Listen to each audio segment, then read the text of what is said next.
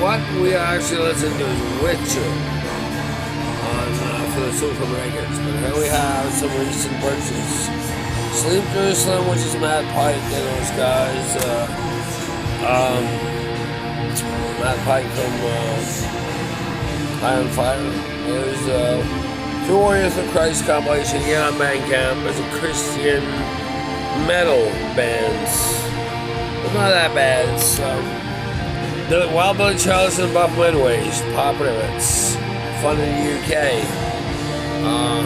Milkshakes, and Thatcher's Children, Power Supply, Budgie, 1981, Burke Shelley with Glasses is actually Tony, my homie, and the Baby Woodrows, a compilation, Danish band. The big pharmaceutical firms will LSD deals, Crabstock, yeah.